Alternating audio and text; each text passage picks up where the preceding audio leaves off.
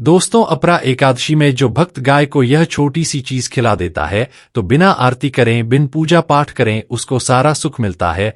बिना धूप दीप नैवेद्य अर्पित करें मात्र गाय को यह चीज खिला देने के बाद मिल जाता है। बिन भोग के भगवान विष्णु प्रसन्न होते हैं। बस गाय को खिला देना या छोटी सी चीज। इसलिए श्री कृष्ण समस्त वासियों से कहते हैं, हे भक्तगणों, जो भी गाय को लाड़ दुलार करेगा, गाय की सेवा ध्यानपूर्वक करता है, मैं उसके समस्त दुखों का नाश कर दूंगा। जो गाय की इस कथा का प्रचार करेगा उसके कोटि कोटि पापों का नाश हो जाएगा और उसको सुख समृद्धि की प्राप्ति होगी। सनातन धर्म में गौमाता को अत्यंत पूजनीय माना गया है। पुराणों, उपनिषदों, वेदों, रामायण, महाभारत एवं अनेक प्राचीन ग्रंथों में गोवंश की महिमा का वर्णन अत्यंत विस्तार से मिलता है। गौ माता को पृथ्वी पर चलने वाली कामधेनु भी कहा गया है, जो हर इच्छा को पूर्ण करने की सामर्थ्य रखती है। मान्यता है कि गौ माता के शरीर में 33 कोटि देवी देवताओं का वास होता है।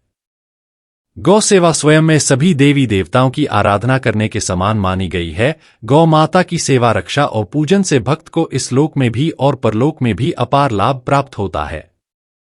इसी महत्व को उजागर करने के लिए प्राचीन काल की एक कथा अत्यंत प्रसिद्ध है, जिसका संबंध सूर्यवंशी राजा दिलीप और महर्षि वशिष्ठ की दिव्य गाय नंदिनी से है। शास्त्रों में कहा गया है कि इस कथा को जो श्रवण करता है उसे मनोवांछित फल की प्राप्ति होती है, उसके समस्त कष्ट दूर हो जाते हैं और उसे इस लोक में सुख समृद्धि एवं परलोक में स्वर्गीय गति प्राप्त होती है।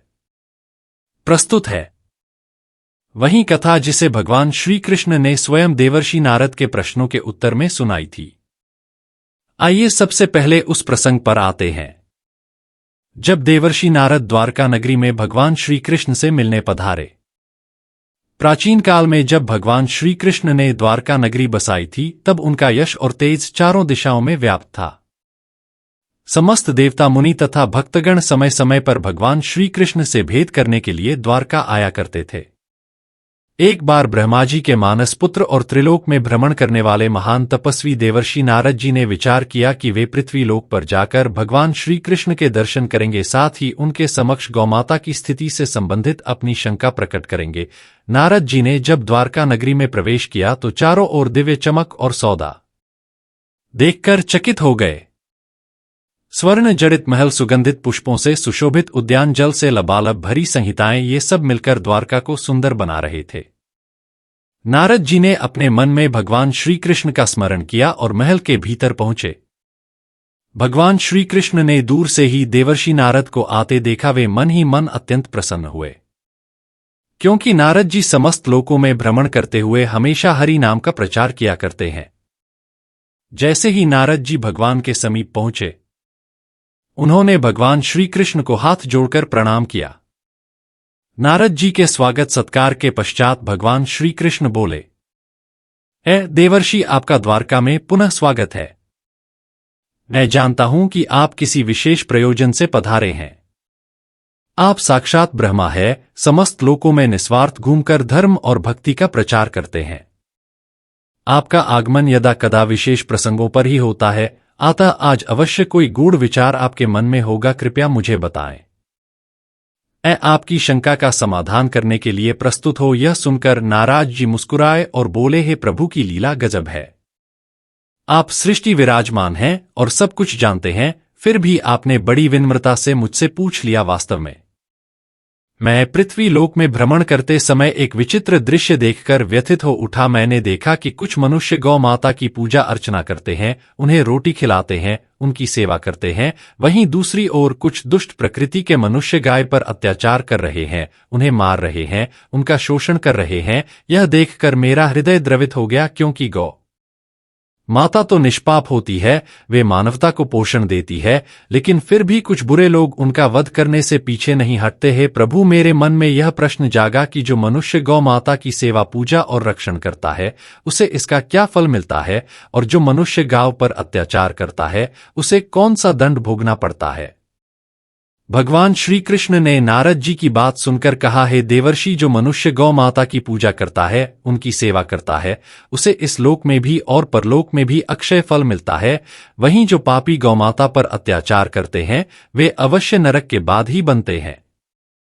गौ माता की सेवा से सभी पापों का नाश हो जाता है और जो सद्भावना से गौ माता की रक्षा करता है वह अंतः मोक्ष का अधिकारी होता है। आज मैं आपको एक प्राचीन कथा सुनाता हूं जो सूर्यवंश के प्रतापी राजा दिलीप और दिव्यानंदिनी गाय से संबंधित है। इस कथा के श्रवण से मनुष्य को गौ सेवा की अपूर्व महिमा का जिज्ञासा होगा। नारद जी अत्यंत प्रसन्न हुए और बोले, हे प्रभु, यह मेरा परम सौभाग्य है कि मुझे आपके मुख से इस कथा को सुनने का अवसर प्राप्त होगा। आप कृपया इस कथा का विस्तार से वर्णन करें जिससे मैं भी इसे आगे विज्ञापन कर सकूं और समस्त मनुष्यों के हृदय में गौ माता के प्रति श्रद्धा, प्रेम एवं भक्ति का संचार हो। भगवान श्री कृष्ण ने नारद जी से कहा है, प्राचीन समय की बात है, उस काल में व्यवस्था मन्नु के वंश में अनेक प्रतापी राजाओं ने जन्म लिया था। उसी वंश में आगे चलकर एक राजा हुए महाराज दिलीप। वे बड़े ही धर्मपरायण, प्रजावत्सल, सत्यनिष्ठ और पराक्रमी थे। उनकी ख्याति चारों ओर फैली हुई थी।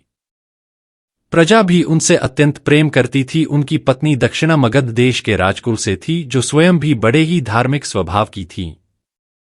महाराजा दिलीप और रानी सुलक्षणा एक दूसरे का सम्मान करते हुए सुख से जीवन व्यतीत कर रहे थे।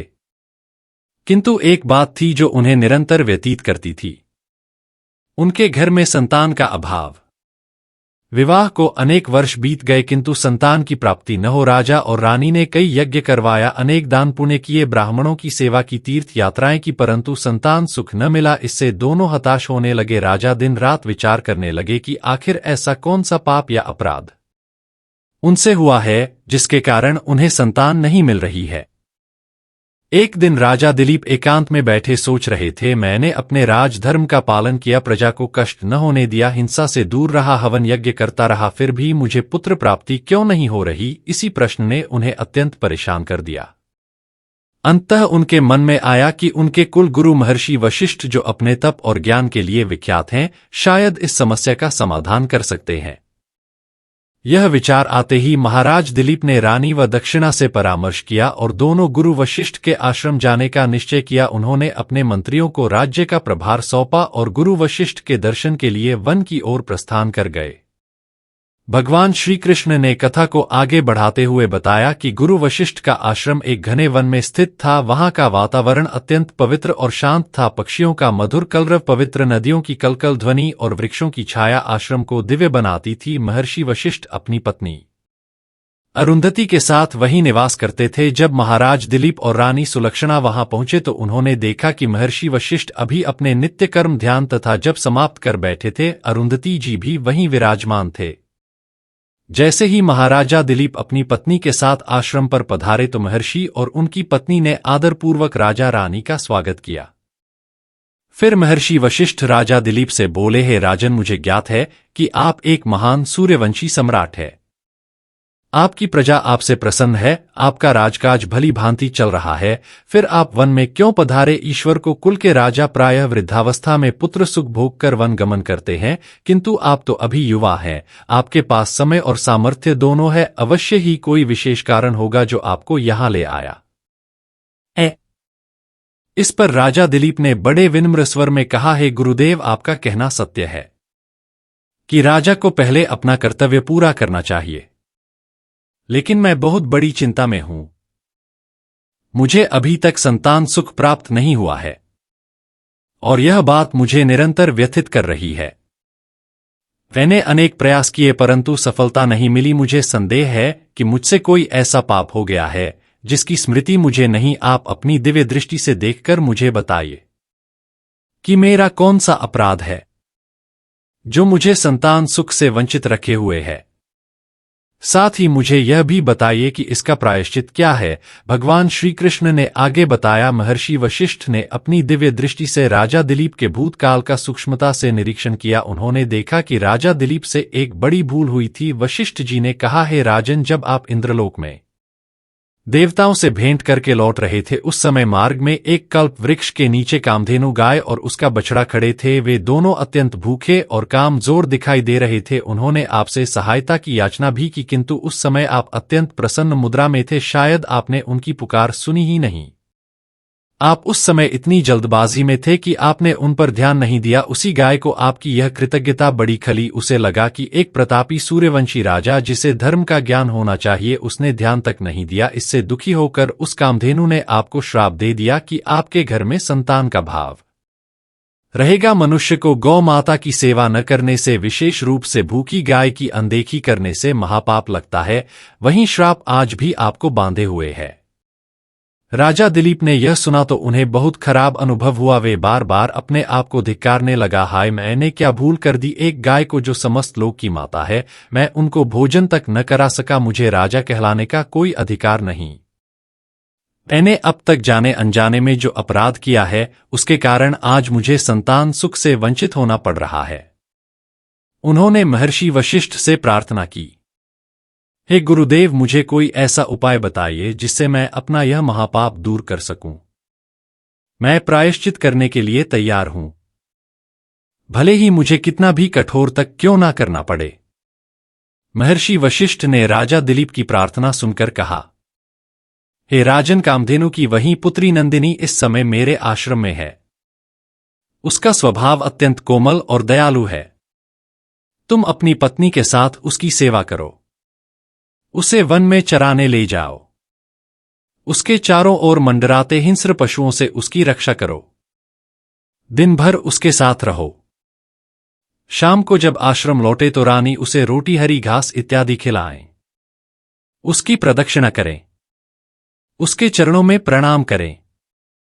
गौ माता की प्रसन्नता ही तुम्हारी समस्त बाधाओं का निवारण कर देगी।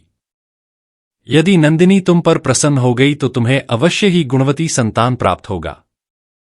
इतना कहकर महाशिव शिष्ट ने बाहर संकेत किया तो देखा कि आश्रम के प्रांगण में नंदिनी गाय खड़ी थी।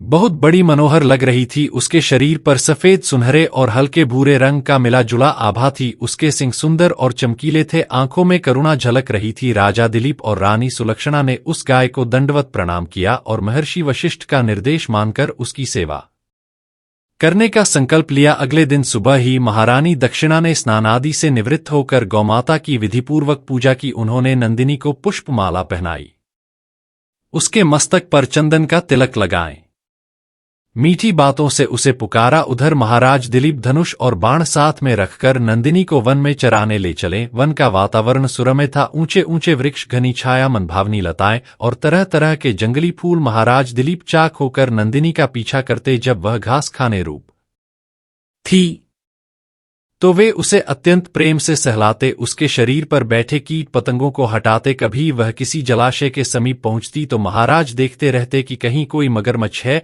या हिंस्र जीव आसपास न हो। दोपहर में गाय विश्राम करने बैठे तब महाराज उसके समीप भूमि पर ही बैठकर की रक्षा करते हैं।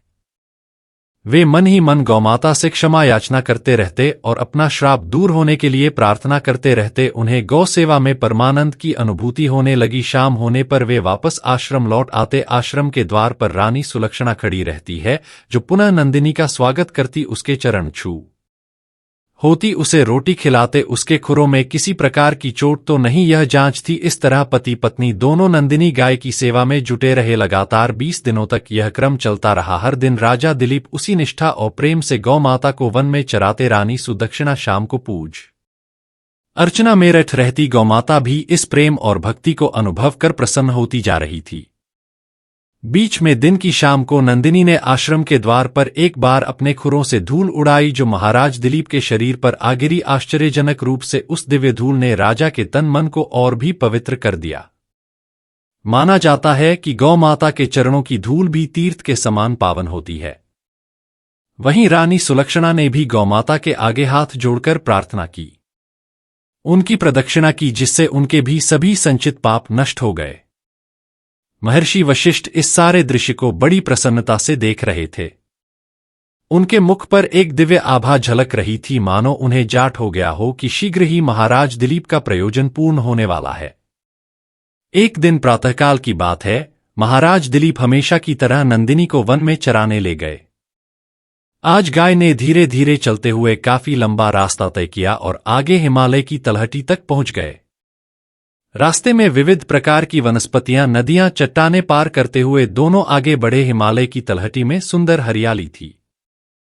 परंतु वहीं कुछ दुर्गम स्थान भी थे जहां हिंस्र पशुओं का भय बना रहता था। महाराज दिलीप सतर्कता से इधर उधर देखते हुए चल रहे थे।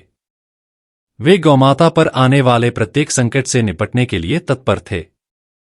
तभी अचानक एक भयंकर गर्जना सुनाई दी। महाराज ने मुड़कर देखा तो पाते हैं कि एक विशाल सिंह अचानक प्रकट हुआ और नंदिनी पर झपट पड़ा। सब कुछ इतनी जल्दी हुआ कि राजा को संभालने का अवसर ही नहीं मिला। सिंह ने अपने मजबूत जबड़ों से गौ माता को दबोच लिया। वह दर्द भरी आवाज में चित्कार करने लगी। राजा दिलीप तुरंत त्वरित गति से आगे बढ़े। उन्होंने अपना धनुष निकाला, बांड पर चढ़ाया और सिंह को मारने के लिए निशाना साधा। परंतु जैसे ही सिंह ने उनकी ओर क्रोध भरी दृष्टि डाली, राजा के शरीर में अजीब सी कंपन फैल गए। उनके हाथ शिथिल हो गए। वे वार छोड़ना तो दूर धनुष तानने में भी असमर्थ हो गए। सिंह ने मानो मनुष्य की भांति वाणी की। वह बोला, हे राजन, मैं कोई साधारण सिंह नहीं, बल्कि भगवान शिव की प्रेरणा से यहां विचरण करने वाला एक दिव्य प्राणी हूं। शिव जी स्वयं मेरी पीठ पर पैर रखकर नंदी पर विराजते हैं और मुझमें उनकी तांत्रिक शक्ति विद्यमान है। तुम मुझे मारने में समर्थ नहीं हो सकते। यदि तुम्हें प्राण प्यारे हैं तो यहां से चले जाओ। यह गौरव आज मेरी भूख शांत करने के लिए विधाता द्वारा नियत है। यह सुनकर राजा दिलीप का हृदय द्रवित हो उठा। वे बोले, हेमराज, यह नंदिनी कोई साधारण गाय नहीं, महर्षि वशिष्ठ की गौमाता है। इसकी हत्या से तुम्हें महापाप लगेगा। फिर भी यदि तुम अड़े हुए हो तो मैं तुम्हें एक विनती करता हूं। मेरी प्राण बलि स्वीकार कर लो। इस गाय को छोड़ दो। मैंने गुरुदेव को वचन दिया है कि मैं इस गाय की रक्षा के लिए अपने प्राण न्योछावर कर दूंगा। तुम मुझे मारकर अपनी भूख शांत कर लो, पर नंदिनी को मत मारो। इसके बछड़े की याद करो, वह घर पर है। मां के बिना बछड़ा कैसे जीवित रहेगा? मैं एक राजा हूं, प्रजा की रक्षा मेरा धर्म है और गौमाता की रक्षा भी उसी धर्म का अंग है। इतना कहकर राजा दिलीप ने अपने धनुष बाण अलग रख दिए और सिंह के समक्ष हाथ जोड़कर नतमस्तक हो गए। वे आंखें बंद कर बोले, हे महादेव के दूत, यदि तुम्हें भूख शांत करनी है तो मेरा शरीर लो, लेकिन गौमाता को जीवनदान दो। आश्चर्य की बात यह हुई कि जैसे ही राजा दिलीप ने यह वचन दिया और अपने प्राण त्याग करने को तत्पर हो गए, उन्होंने देखा कि सिंह का भयंकर रूप कहीं अदृश्य हो गया और नंदिनी भी स्वतंत्र खड़ी है। राजा चकित होकर इधर उधर देखने लगे। तभी उन्हें एक मधुर वाणी सुनाई दी, हे राजन, तुम अपना प्यार मत करो, यह सब मेरी ही माया थी। महाराजा दिलीप ने आंखें खोली तो पाया कि नंदिनी उनके समक्ष वैसी ही खड़ी है, पूर्णतः सुरक्षित। उसके शरीर पर कहीं भी घाव नहीं है। अब वह शांति से जुगाली कर रही थी और उसकी आंखों में राजा के प्रति आभार का भाव झलक रहा था। नंदिनी ने मानवीय वाणी में कहा, हे राजन, मैं कोई साधारण गाय नहीं, स्वयं कामधेनु की पुत्री हूं। तुम्हारी परीक्षा लेने के लिए ही मैंने सिंह का रूप धारण किया था। यह देखना चाहती थी कि तुम गौरक्षा के लिए सचमुच कितने तत्पर हो। तुम अपने प्राण त्यागने को तैयार हो गए। यह तुम्हारी उत्तम भक्ति और त्याग का प्रमाण है। मैं तुम पर अत्यंत प्रसन्न हूं। तुम मुझसे वरदान मांगा। राजा दिलीप ने गदगद कंठ से कहा, हे गौमाता, मेरे मन में बस एक ही इच्छा है। मैं संतान का मुख देखना चाहता हूं। मैं चाहता हूं कि मुझे एक ऐसा पुत्र प्राप्त हो जो उत्तम गुणों से युक्त, बलवान, बुद्धिमान और धर्मपरायण है। यदि आप मुझ पर प्रसन्न है तो मुझे यही वरदान दीजिए। नंदिनी बोली, तथास्तु। तुम रानी के साथ मिलकर मेरी पूजा अर्चना करो। मैं तुम्हें दूध प्रदान करूंगी। उस दूध का पान करने से तुम्हें अवश्य ही एक प्रतापी पुत्र की प्राप्ति होगी, जो रघुवंश की कीर्ति को सुदृढ़ करेगा। तुम्हारे वश की ऐसी ख्याति होगी कि भविष्य में महान महान राजा उसी वंश में जन्म लेंगे। उसमें राजा रघु, राजा दशरथ और भगवान श्रीराम जैसे महापुरुष जन्म लेंगे और समस्त धरती को अपना उपकार देंगे। यह सुनकर राजा दिलीप अत्यंत हर्षित हुए। उन्होंने कहा, हे माता, आपके वचन मुझे अमृत समान लगे। अब मैं आपसे विनती करता हूं कि चलिए हम आश्रम लौटते हैं। वहां मैंने और रानी ने सभी अनुष्ठान की व्यवस्था की है। मैं विधिपूर्वक आपका पूजन करूंगा और आपके दूध का प्रसाद रूप में ग्रहण करूंगा। इसके पश्चात राजा दिलीप नंदिनी को वापस महर्षि वशिष्ठ के आश्रम में ले आए। रानी दक्षिणा द्वार प्रतीक्षा कर रही थी। उन्होंने बड़े उल्लास से नंदिनी का स्वागत किया, उसे ताजे जल से स्नान करवाया, फूलों का हार पहनाया। फिर राजा रानी ने मिलकर नंदिनी की प्रदक्षिणा की, उसके चरणों में प्रणाम किया, उसकी आंखों में प्रेमपूर्वक निहारा। नंदिनी ने कहा, है रानी सुलक्षणा, आओ तुम मेरी पीठ पर हाथ। फिर इससे तुम्हारे भीतर जो भी बाधाएं हैं वे नष्ट हो जाएंगे। रानी ने अत्यंत श्रद्धा और आदरपूर्वक गौमाता की पीठ पर हाथ फेरा। उसी क्षण उन्हें लगा मानो कोई दिव्य ऊर्जा उनके शरीर में प्रवेश कर गई हो। उनका हृदय आनंद से भर उठा। तत्पश्चात राजा दिलीप ने पत्तों की डलिया बनाई, नंदिनी से अनुरोध करके थोड़ा सा दूध दोहन किया और वह दूध रानी एवं राजा दोनों ने प्रसाद समझकर ग्रहण किया। महर्षि वशिष्ठ ने भी आशीर्वाद दिया, हे राजन, तुम दोनों पर मैं प्रसन्न हूं। इस गाय के आशीर्वाद से तुम्हें शीघ्र ही एक पुत्र की प्राप्ति होगी। तुम्हारे घर में जो संतान जन्म लेगी वह महान पराक्रमी होगी। उसी के नाम से भविष्य में तुम्हारे वंश को रघुवंश कहा जाएगा, जिसकी कीर्ति चहु और फैलेगी। राजा रानी ने महर्षि वशिष्ठ के चरणों में भी प्रणाम किया और अपने भाग्य को सराहा कि उन्हें गौ माता की सेवा करने का सौभाग्य मिला। महर्षि ने यह भी बताया कि गौ माता की कृपा से सभी मनोरथ पूर्ण होते हैं। समय आने पर महारानी सुलक्षणा ने एक तेजस्वी पुत्र को जन्म दिया, जिसका नाम रखा गया रघु। महाराज दिलीप और रानी सुलक्षणा की खुशी का ठिकाना न रहा। पूरे राज्य में उत्सव मनाया गया। महर्षि वशिष्ठ के आशीर्वाद से राजकुमार रघु बड़ा होकर अत्यंत पराक्रमी, धर्मनिष्ठ और प्रजावत्सल राजा बना। उसी के नाम पर आगे चलकर यह वंश रघुवंश कहलाया। इसी रघुवंश में आगे जाकर राजा दशरथ और भगवान श्रीराम ने अवतार लिया। कहा जाता है कि महाराज दिलीप के इस इतिहास ने सिद्ध कर दिया कि गौ सेवा मात्र से भी मनुष्य के बड़े से बड़े कष्ट दूर हो सकते हैं। भगवान श्री कृष्ण ने कहा, हे देवर्षि, जो मनुष्य गाय की सेवा करता है उस पर साक्षात मेरी कृपा होती है। गाय के शरीर में 33 करोड़ देवी देवताओं का वास माना गया है। अत गाय की पूजा करना, उन्हें रोटी या हरी घास खिलाना या उसकी प्रदक्षिणा करना, ये सभी पुण्य फलदायी कम है। जो गायों को सताता है, उन पर अत्याचार करता है, उसे तो महापाप लगता है और उसे परलोक में भयंकर नरक भोगना पड़ता है। अतः मनुष्य को सदैव गौमाता का सम्मान करना चाहिए। शास्त्रों में वर्णित है कि जो भी व्यक्ति प्रतिदिन गाय को रोटी, गुड़ या हरी घास खिलाता है, उसके घर में कभी अन्न धन की कमी नहीं होती। ऐसा माना जाता है कि जिस घर के सामने गौमाता नित्य आकर रुकती है, वह घर धन धान्य से संपन्न रहता है। गौमाता को रोटी खिलाने से घर में सुख, शांति और सौभाग्य बना रहता है और सभी बाधाएं दूर होती है। गाय के प्रति आदर भाव रखते हुए यदि हम उनके चरणों में प्रणाम करते हैं तो हमें देवताओं का आशीर्वाद भी प्राप्त होता है। ऐसे व्यक्ति का हृदय स्वच्छ होता जाता है, उसकी मानसिक और आध्यात्मिक प्रगति होने लगती है। कहा जाता है कि गौ माता की पीठ पर सूर्य केतु नामक एक नारी होती है, जो सूर्य की किरणों को सोखकर गाय के दूध में अद्भुत गुण भर देती है। इसीलिए गौमाता की पीठ का स्पर्श अत्यंत पावन माना गया है। पुराणों में वर्णन है कि जो मनुष्य श्रद्धा से गाय की पीठ का स्पर्श करता है, उसके सभी पाप नष्ट होते हैं और उसे पुण्य की प्राप्ति होती है। गाय का दूध सर्वश्रेष्ठ आहार माना गया है।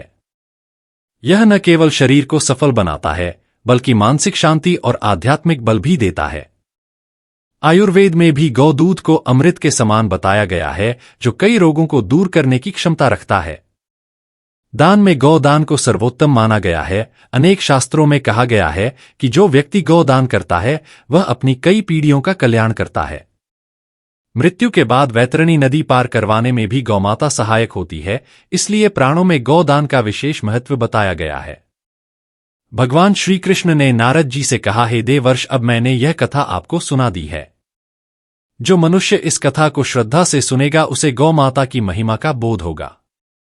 यदि वह अपने जीवन में गौ माता की सेवा करने का संकल्प ले ले तो उसके सारे पाप मिट जाएंगे, उसे धन धान्य की कमी नहीं रहेगी और मृत्यु के पश्चात वह परम धाम को प्राप्त होगा। जो गौ माता को माता या यातना देता है, वह निश्चय ही नरकगामी होता है।